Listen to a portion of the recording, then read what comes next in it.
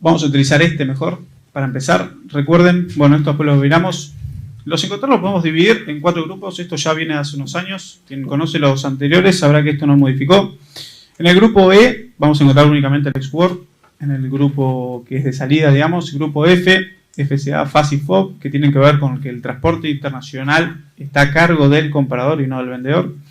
El grupo C, CPT, SIP, CFR y SIF, cuando la mercadería tiene como obligación por parte del vendedor, que es el transporte internacional pagado hasta. Y el grupo D, que son los de llegada, cuando con el DAP, el DPU es nuevo y el DDP, que tiene que ver con que representa la máxima responsabilidad del vendedor porque hace llegar la mercadería hasta destino con todos los costos y los riesgos. Voy a hacer rápidamente un repaso de cada uno de ellos. El XWORD representa la menor carga de responsabilidad de parte del exportador. Pone la mercadería a disposición para que la venga a buscar el importador, y una vez que la viene a buscar el importador, de hecho el exportador ni siquiera la carga en el medio de transporte internacional. Tener ese transporte no la carga. Eso es responsabilidad siempre del comprador, siempre. ¿El exportador podría llegar a cargarlo? Sí. Si en ese proceso de carga sufrimos algún siniestro, la culpa es del importador. Aunque el exportador haya tenido la mejor de las voluntades, la culpa va a ser del importador. En el XWORD no hay mucho más. Los derechos de exportación o todos los gastos tributarios de exportación van a estar a cargo del importador. Es el único Incoterm en donde los derechos de importación va a estar a cargo del exportador. Los derechos de exportación van a estar a cargo del importador. En el grupo F, el denominador común es que el transporte principal internacional se encarga el comprador, tanto de pagarlo como de reservarlo. Vamos a ver el FCA. En este FCA lo tenemos dividido en dos. Podemos hacer FCA depósito, es decir, yo puedo decirle a mi comprador que pasa a buscar la mercadería por mi depósito y cargo esa mercadería en medio de transporte internacional, a diferencia del XWORD, y además me voy a hacer responsable de los derechos de exportación. En el FCA también podemos poner un punto determinado, tanto en el país de origen todavía, donde la llevo a algún depósito, algún transportista, algún porteador, y dejo la mercadería a disposición de ese transportista. No descargo la mercadería, no la cargo en el nuevo medio de transporte. Yo la dejo a disposición. Voy con mi medio, llevo la mercadería hasta ese lugar establecido en el país de origen y dejo la mercadería a disposición del transportista o del primer transportista. El FAS y el FOB, bueno, vamos a ver que es exclusivamente marítimo. El FAS, dejo la mercadería en el país de origen de nuevo. Era la pregunta de la trivia esa. Esa es la pregunta de la trivia, sí, es exclusivamente marítimo. Igual que el FOB. Dejo la mercadería en el FAS al costado del buque en el primer porteador y una vez que dejo ahí, mis responsabilidades y mis costos finalizan como exportador. A diferencia del FOB, en donde tengo que dejar la mercadería arriba del medio de transporte, arriba del buque. Ojo con el FOB, es el más utilizado, es el que utiliza inclusive la aduana para valorar en Expo, pero hay una gran diferencia. Esto ya en el 2010 ya se marcó mucho, pero bueno, muchas veces se sigue utilizando FOB sin poner la versión, por lo tanto ahí puede haber algún desconocimiento.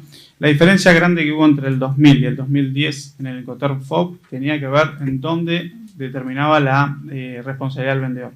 En el 2000 era cuando pasaba la mercadería por la borda del buque, una línea imaginaria, y en el 2010 es cuando exclusivamente la mercadería ya estaba arriba del medio de transporte. Esa gran diferencia, que parece pequeña, hacía mucha diferencia. Una cosa es, yo tenía la mercadería por arriba del buque, terminaba mi responsabilidad como vendedor, empezaba el importador. Hoy, desde el 2010 en realidad, la mercadería ya tiene que estar arriba del medio de transporte internacional.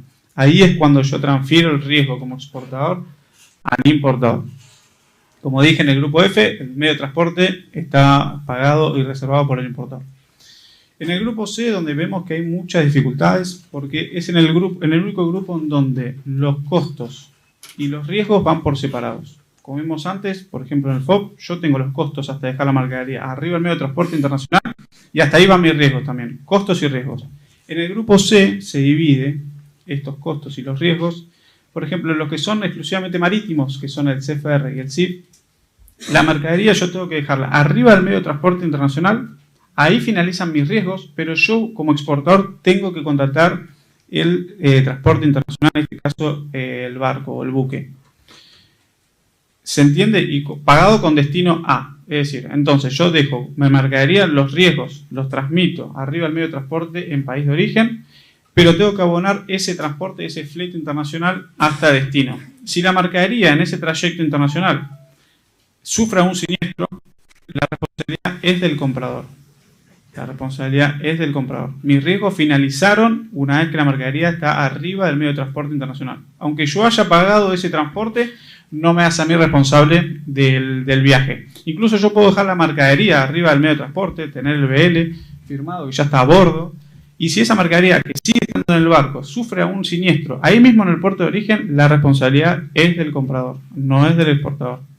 Y la diferencia entre el CFR y el CIF es que en el CIF tenemos un seguro importante, lo dijo Marcelo, en donde la cláusula, también lo va a explicar Micaela, donde tenemos como exportador el seguro obligatorio por parte del exportador a nombre del importador, una cláusula mínima del 110%. Eso es con lo que tiene que ver con los exclusivamente marítimos. CPT y CIP hay una gran diferencia también. Vemos que hay bastantes inconvenientes para ahora definir estos dos también. CPT y CIP son para transporte multimodal, o sea, más de un transporte o para cualquier tipo de transporte. ¿Dónde como exportador finalizan mis responsabilidades? Cuando dejo la mercadería a disposición del medio de transporte internacional pagado y contratado por mí. Yo dejo la mercadería a disposición, no la pongo arriba del medio de transporte internacional. Ahí no finalizan los riesgos como exportador, sino cuando se la dejo al primer porteador. Ahí el exportador cumplió ese contrato, cumplió ese Incoterm y dejó la mercadería a disposición. Hay una gran diferencia que tiene que ver con los CFR y el CPT, supongamos, que son los equivalentes. En el CFR, recuerden, yo pongo la mercadería arriba del medio de transporte internacional y pago el seguro. CPT a disposición del medio de transporte. No la tengo que cargar. Si en el momento en el que yo se la dejo al primer transportista o al primer porteador, la mercadería, yo ya tengo el visto bueno de la mercadería. Y entre que la mercadería está en ese depósito y la llevan hasta el barco o hasta la cargan en un tren o en un avión, y en ese trayecto, incluso en la carga, la mercadería sufre un siniestro, la responsabilidad es del comprador, es del importador. El importador ya cumplió. El importador puede venir y decirme, no, pero la mercadería tiene que estar arriba del medio de transporte internacional. No, esa es la gran diferencia que tienen con el CFR y el CIF. Es cuando dejo la mercadería a disposición del primer transportista. Ahora después vamos a ver una imagen y hacemos un ejemplo para que esto se entienda un poco mejor. Último grupo, el D, representa la mayor responsabilidad del vendedor. Vamos a hablar primero del DAP, que es Delivery Place. Como exportador tengo todos los costos, vuelven a unirse costos y riesgos por parte del exportador, finalizan en el mismo momento. Transfiero los riesgos en país de destino. Ahí, yo me hago cargo de fabricar la mercadería, de embalarla, de hacer todo el flete internacional, derecho de exportación, de cargarla en el medio de transporte internacional, de contratar seguro o no, eso va a depender del exportador, porque en definitiva es mi mercadería todavía. Por supuesto se recomienda siempre toda mercadería asegurada. Y tengo que llevar la mercadería, tanto en costos y en responsabilidad, para cumplir con Incoterm, hasta un punto establecido en país de destino. Una vez que yo la llevo a ese punto, finalizo. No la tengo que descargar. El exportador no se hace responsable de la descarga en país de destino. Llega el tren, llega el avión, no descarga la mercadería. Si ese es el punto establecido por las partes, no descarga la mercadería. Después hay algunos supuestos que lo vamos a ir viendo a medida que vayamos viendo las preguntas. En el TPU, que viene a reemplazar el DAT, que el DAT ya venía medio que no tuvo mucho éxito porque lo acotaba mucho en terminales, tanto cerradas como abiertas, que pueden ser un puerto, un aeropuerto, una terminal y más. La única diferencia que tiene con el DAT es que el exportador va a descargar la mercadería. Se hace cargo tanto de los costos como los riesgos de descargar la mercadería en el país de destino. ¿En dónde? En el punto establecido por las partes. Ahí finalizamos el riesgo para el parte del exportador y los costos. Y el TDP, que es el último, vamos a cumplir como exportador todos los gastos y los riesgos de que la mercadería sale de mi depósito hasta el país de destino, hasta el lugar establecido, que puede ser incluso la fábrica del importador, pero pagando los derechos de exportación y pagando los derechos de importación. El DDP es el único Incoterm en donde el exportador abona los derechos de importación, pero tiene un solo asterisco, que no descarga la mercadería en destino. No se hace responsable ni de los costos ni de los riesgos asumidos por descargar esa mercadería. El exportador, por buena onda, porque quiere ayudar al importador, ¿puede descargar la mercadería en destino? Puede. Si en ese proceso la mercadería se daña, se rompe, la responsabilidad del importador. nunca del exportador. Eso es básicamente el resumen que queríamos hacer rápido, sobre todo para un poquito más del 25% que más no los conocía o que quizás había quedado un poco desactualizado. Esta es simplemente para acordarles que los Incoterms los podemos dividir en un montón de supuestos, pero los más importantes es, como dijimos recién, por grupo E, F, C, D, y según su transporte, si es multimodal, es exclusivamente marítimo. Exclusivamente marítimo significa exclusivamente marítimo. ¿Podemos utilizar FAF, FOB para otro medio de transporte? No. No deberíamos. ¿Podemos? Podemos. ¿Es recomendable? No. Incoterm ICC hace muchísimo hincapié en no utilizar estos términos que son exclusivamente marítimos hacia otro medio de transporte. No utilicemos FAF, FOB, CFR, SIF en tren, en avión, en camión. No utilicemos. Utilicemos vías navegables. El resto, multimodal. Avión, tren, camión o la suma de todos. O dos. No hay un inconveniente. Pero recuerden esa diferencia. Muchos contratos de compraventa siguen utilizando FOB porque siempre lo usé así, porque nunca tuve problema y mandamos por avión. No es lo recomendable. Bueno, en este sentido y específicamente en esto último que estaba diciendo, siempre hay que tener en cuenta que el fin último, el fin principal que tienen los términos de comercio internacional, los Incoterms, es especificar claramente, de forma muy concisa, cuáles son las obligaciones, los riesgos y los costos a asumir por cada una de las partes y que finalmente compradores y vendedores puedan integrar dentro del contrato de compraventa internacional el término que se condiga con el tipo de operación que van a llevar adelante. Lo que podemos observar aquí en esta filmina es todo el proceso histórico. No se preocupen porque no vamos a profundizar en cada una de las versiones que tuvieron lugar de Incoterms, pero sí es relevante ver estos tres factores a los que aludía en principio en la introducción. La primera versión entonces es de 1936. En la década de los 50 tenemos la incorporación de términos como FOR o FOT, que lo que hacen es visibilizar el incremento, el crecimiento de la utilización del tren como medio de transporte. Entonces estos avances tecnológicos y su impacto en materia de logística y de medio de transporte se ve obviamente reflejado aquí. Lo mismo sucede en la década de los 70, con la incorporación de un término que se llamó FOB Airport. También es reflejar el crecimiento de la utilización del medio de transporte aéreo para el traslado de mercancías. En 1980, como decía Santoro anteriormente, hubieron modificaciones muy relevantes. En este sentido, lo que se hace es materializar a través de la incorporación de un nuevo Incoterm, visibilizar la utilización del contenedor, que si bien ella se venía utilizando desde la década de los 50, es en los 80 cuando se plasma en Incoterms, porque anteriormente se utilizaba el contenedor para carga doméstica, en el mercado doméstico. La implementación del Incoterm a nivel internacional se ve muchísimo en la década de los 70 y en los 80 es cuando se ve reflejado en Incoterms, bueno, en la versión de este año. Posteriormente, lo que se puede ver en los 90, en 2000 y 2010, también en los 80, es un intento de simplificar, de que sea más preciso y que sea mucho más sencillo comprender cuáles son las obligaciones, riesgos y costos a asumir por cada una de las partes al incorporar un Incoterm dentro del contrato de compraventa internacional. Bueno, ya habló Charlie anteriormente sobre este caso. Me parecía relevante enfatizar la necesidad, si se quiere, o el objetivo principal que tienen los Incoterms, y es realmente la comprensión por parte de compradores y vendedores.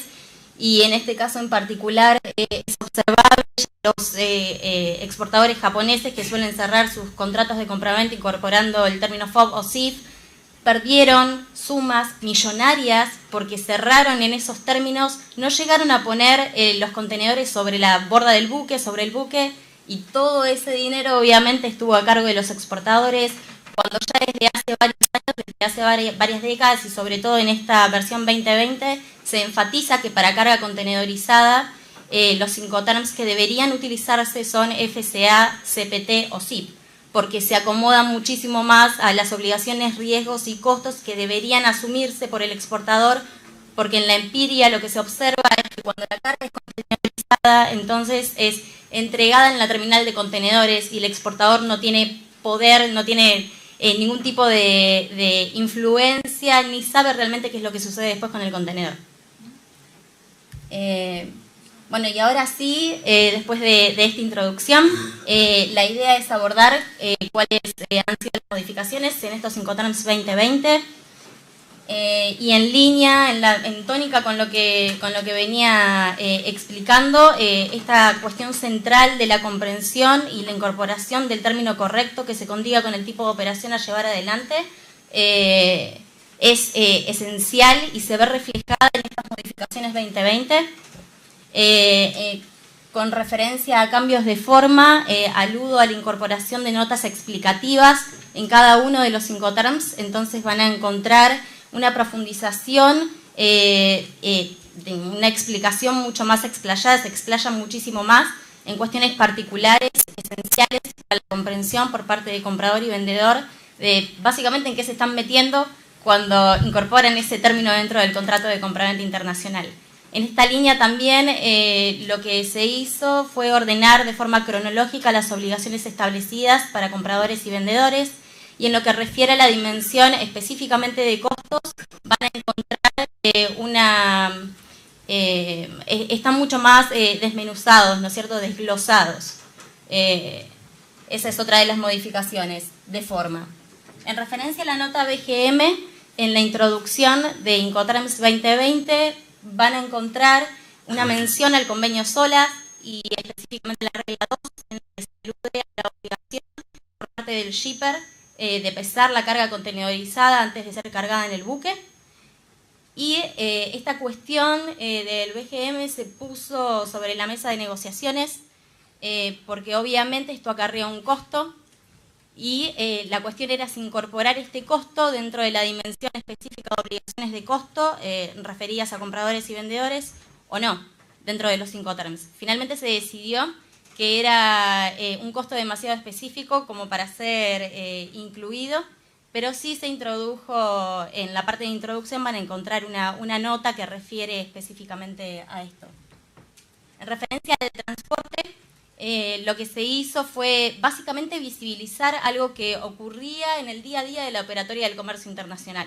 ¿A qué me refiero con esto? A que no siempre compradores y vendedores van a contratar a un tercer porteador. Pueden ser ellos los dueños del medio de transporte y esto es lo que se visibilizó en la dimensión transporte en la parte de obligaciones para compradores y vendedores. Es decir, podemos contratar a un tercero que se va a hacer cargo del traslado de la mercadería o básicamente puede ser el comprador o el vendedor, dependiendo del Incoterm, el que se haga cargo de este traslado. En referencia a los seguros, hubieron modificaciones. En principio, la modificación quería llevarse adelante para el término SIF y para el término SIP, pero finalmente se decidió mantener para el término SIF el seguro mínimo, cláusula C, de las cláusulas de carga del Instituto de Londres, mientras que para el Incoterm SIP se decidió poner de forma obligatoria el contrato por parte del vendedor de la cláusula A, es decir, contrato de riesgo. Y en este sentido creo que vale destacar que finalmente se decidió no hacer modificaciones en lo que refiere a SIF porque mayormente la carga que se traslada bajo este tipo de Incoterm es de materias primas, commodities. Y los commodities obviamente están atados o se ven afectados por una fluctuación notable en el precio internacional, ¿no es cierto? Es por esta razón que no se quería obligar a los exportadores a que paguen una prima mucho más elevada con respecto al seguro. De todas formas, en los dos casos, la póliza sigue teniendo que ser emitida a nombre del comprador y se emiten al 110%. Eso no se ha modificado. En referencia a FCA, lo que se ha hecho es incorporar solo una nota explicativa que también lo que hace es básicamente visibilizar algo que ocurre en el día a día del comercio internacional, sobre todo cuando el medio de pago es una cobranza o un crédito documentario. ¿A qué me estoy refiriendo? A que no importa que el exportador tenga tal o cual obligación bajo el término FCA, este es el medio de pago que se va a utilizar, entonces la institución bancaria va a solicitarle al vendedor que presente el BL con la leyenda de a bordo. Y eso es problemático, porque el exportador en realidad con FCA no tiene la obligación ni tampoco va a poner la carga a bordo del buque. Bueno, entonces en este sentido, en realidad hubieron negociaciones y pujas en la mesa de diálogo, y el sector bancario lo que logró es incorporar una nota explicativa, que no es obviamente obligatorio, pero sí plasmó un mecanismo paralelo que pueda activarse para poder solucionar esta situación. Entonces, lo que se plantea a través de este mecanismo es que el comprador lo que puede hacer es ordenarle o solicitarle en realidad al porteador que emita el BL con la mención, con la leyenda a bordo, se lo entrega al vendedor para que el vendedor sí pueda presentarlo ante la institución bancaria y de esta forma se active el mecanismo de pago. No sé si fui clara. ¿Sí? Genial. Pero es solamente una nota explicativa, no es obligatorio. Sí. Yo me refiero... En realidad FCA puede tener 2 puntos de entrega. Vos podés entregar con FCA en almacén, bodega o fábrica, cargando en el medio de transporte o en un punto acordado en origen entre comprador y vendedor. Puede ser cualquiera de los 2 puntos. Lo que se da generalmente es que no es la entrega con FCA, no es la entrega en fábrica, almacén o bodega, sino que se acuerda un punto en origen entre comprador y vendedor. A lo que aludo es que más allá de que vos cierres tu contrato en término FCA, lo que sucede es que la institución bancaria para activar el mecanismo de pago cuando es una cobranza o crédito documentario va a solicitarte a vos una serie de documentos. Entre esos documentos va a solicitarte que le presentes el BL con la mención a bordo. Y eso a vos se te dificulta porque en realidad vos no estás entregando la mercadería a bordo del buque. Y es en esa cuestión, es ahí donde se metieron los Incoterms como para plantear un mecanismo optativo que vos podés implementar o no, pero que de alguna forma vendría a solucionar esta... Exactamente, eso sería. No, por favor. No. Perfecto. Y por último, ya hacía mención Carlos anteriormente, se eliminó el Incoterm DAT y se incorporó el término DPU. La obligación del vendedor con DPU va a terminar en destino cuando entrega la mercadería en el punto acordado entre comprador y vendedor, descargada. Se va a hacer cargo del despacho de exportación, de todos los despachos de las aduanas de tránsito, pero no se va a hacer cargo de desaduanizar la mercadería en destino. Así que bueno, estas son las modificaciones a grandes rasgos que se han realizado y el objetivo principal ha sido responder a las necesidades de compradores y vendedores, por supuesto, también explicar con mucha más profundidad cuestiones esenciales para la comprensión, porque el objetivo principal no es solamente la estandarización de la utilización de los Incoterms como lenguaje universal, que ya lo son, sino la comprensión, ¿no es cierto? Que el término que se acuerde sea comprendido de la misma forma en un lugar acá o en China o en donde sea. Y es en eso a lo que básicamente, o la mayor parte de las modificaciones en realidad apuntaron a eso.